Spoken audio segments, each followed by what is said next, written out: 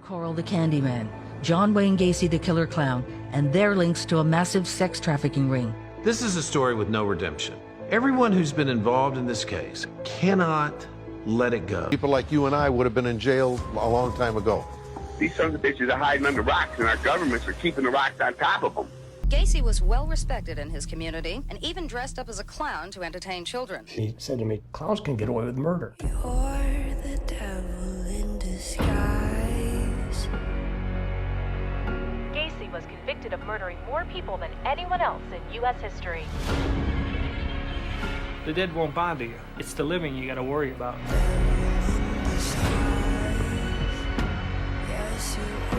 There were red flags all along the way that for some reason nobody paid attention to. We're learning so much now we would never have known at the time. Could Gacy have done this alone? Maybe there's a cover-up here. The thing of it is, they want you to believe that I and I alone committed these murders, and I had nothing to do with the murders of anyone. If anybody was involved, then how many people are we talking about beside yourself? We believe there was 4 people involved, and that would be Michael Rossi. Gacy and Rossi, other employees say, were like father and son. In December, Rossi was brought to the house on Summerdale to point out the location of holes he admitted digging in the crawl space. He claims to know nothing about the bodies. Rossi, David Cram, Philip Paskey. Here we've got a Philip Paskey who had a newsletter going out of the Cook County Jail. And here he is involved with a guy named John Norman. And John Norman was running Boys for Hire. They were making snuff films with young boys. To me, they were pimping them off. They were selling them. There was a crossover when we checked into John Norman's background that he goes all the way back to the early 70s, involved in, he ran the Norman Foundation, he run Epic International, and the Odyssey Foundation out of Dallas, Texas. And these were organizations where wealthy men could hire young boys for sexual weekends. John Norman operated in Dallas. When he was arrested in 1973, police found 30,000 index cards with names of men who paid for sex with boys.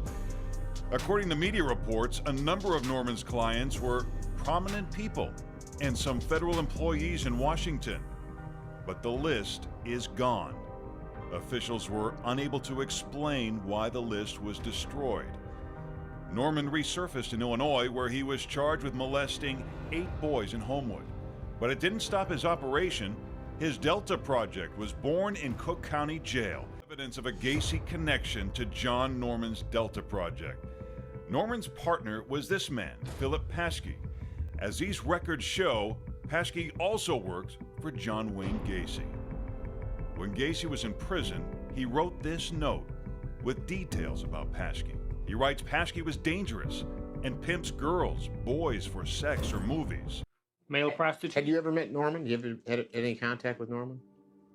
I have yet to see a current picture of him, and therefore I'd had to say no. Phil Paskey may have been with him at one time or another, because, see, again, I came home from out of town at times, and Phil Paskey would be at the house drinking beer or something like that.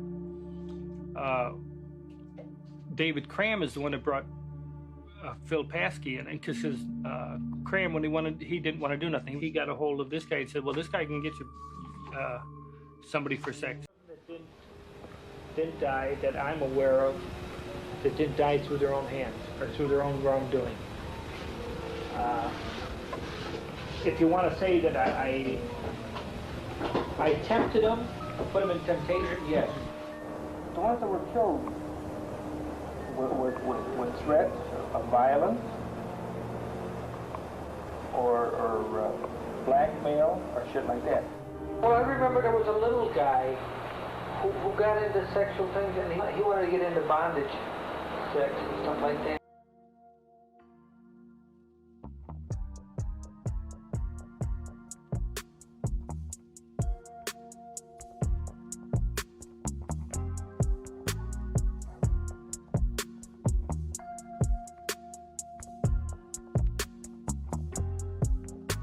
14 years I've been fighting the same battle. All I want is the truth to be learned. One particular time, he sent me a painting in the mail, a painting that he had done himself. The citation on this painting is, Dear Mr. Wrestler, you cannot hope to enjoy the harvest without first laboring in the fields. Best wishes and good health. Sincerely, John Wayne Gacy. There's obviously a cryptic note here somewhere, and I'm not really sure what Mr. Gacy means. I'm hoping that one day he'll explain this.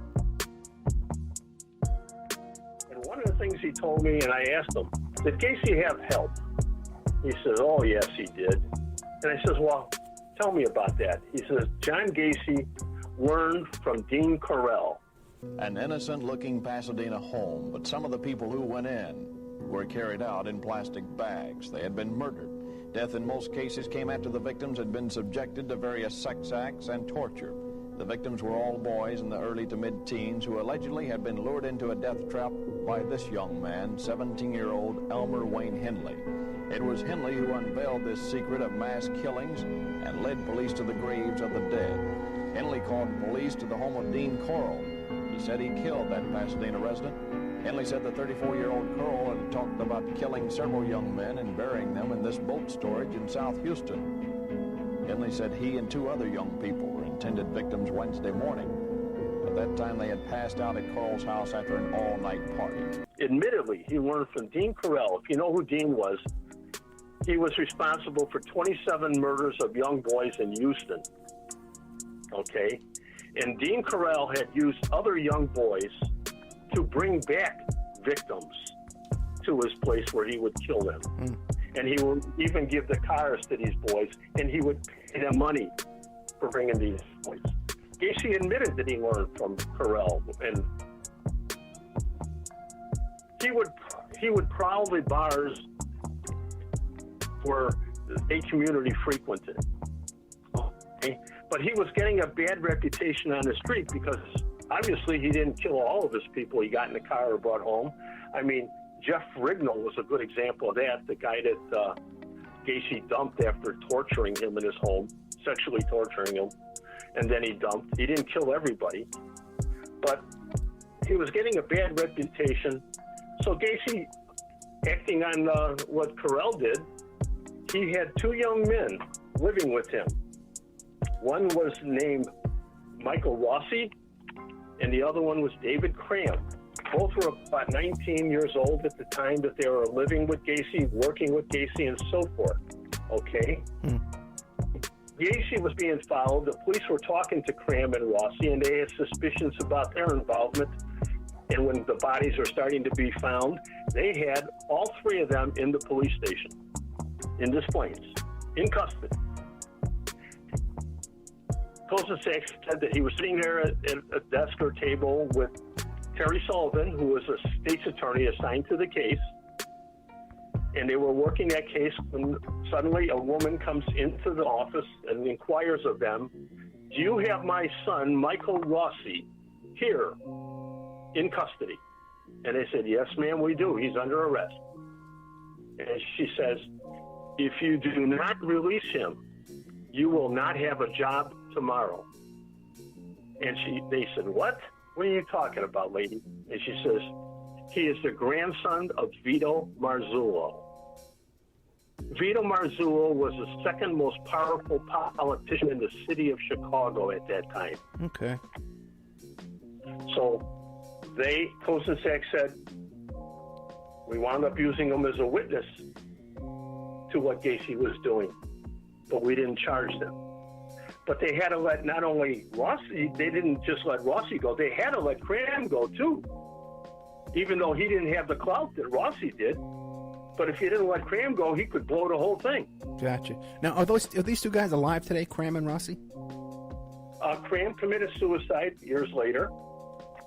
Rossi has been involved in other encounters with the police. He did time in federal penitentiary. He's connected to the Chicago outfit or mafia, as we used to call it. So it's not used then for a lure to draw kids to you, No. But several initial reports describe clowns trying to lure children. And although not a single photo has been taken of these reported clowns, children in several states have reported the same experiences. A children's social worker in Boston at the time, Coleman, began seeing a pattern in his reports. And they were the same description. 1 or 2 clowns seen near a van or in a van trying to abduct kids. And I started then picking this up in Somerville, Cambridge, Providence, Rhode Island. What's new? The flyer. The papers call him the grabber. I wish you wouldn't call him that. You don't actually believe that story, do you? Because he can't hear you, and he doesn't really take kids that safe.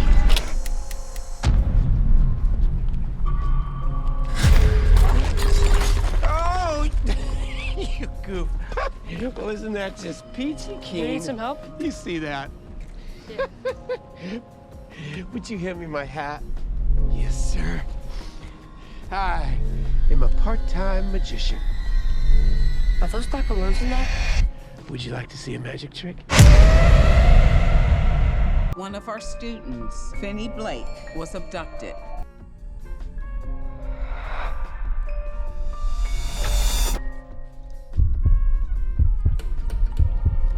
Doesn't work.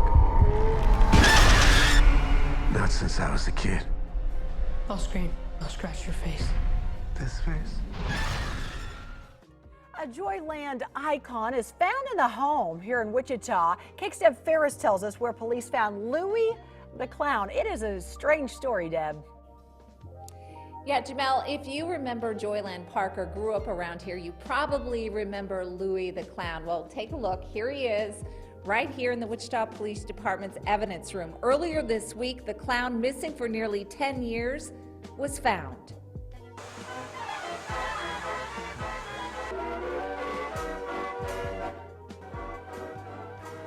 There is Louie in action back in the heyday. Louie went missing in 2005. Detectives investigated but had no luck until a couple of weeks ago when they got a tip that led them to a home in central Wichita. That's where they found the missing clown. Detectives called Roger Nelson, the son of the former Joyland Park owners, to identify him. It was quite a shock because we had visited that residence before. They didn't expect us back. They thought it was a done deal, a closed, forgotten case. Like I said, through social media and a lot of interest, not only in Joyland, but the clown in particular, kind of kept it alive.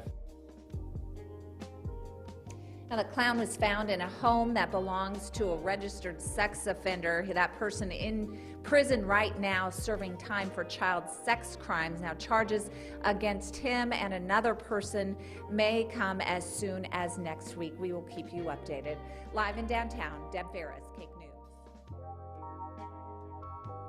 People were concerned it was a mad, crazy clown This is not fun and games.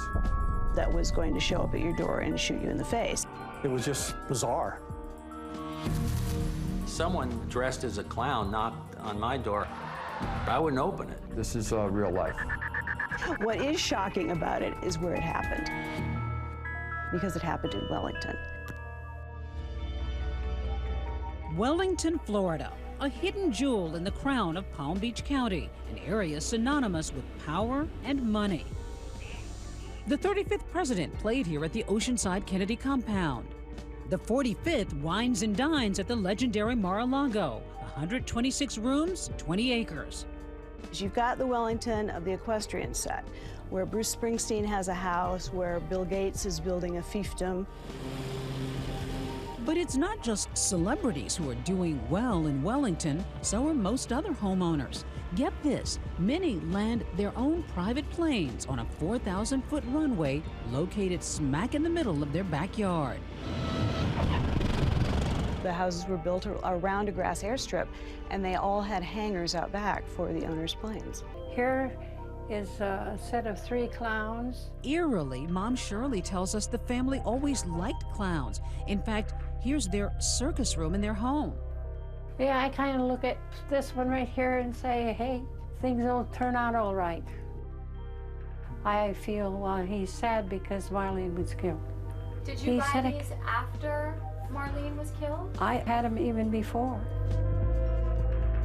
Marlene tauntingly painted this one as a young girl. This picture here is a painting of a clown. Marlene painted it when she was a teenager, and I think it's quite a coincidence. And I'll keep it forever, that is for sure.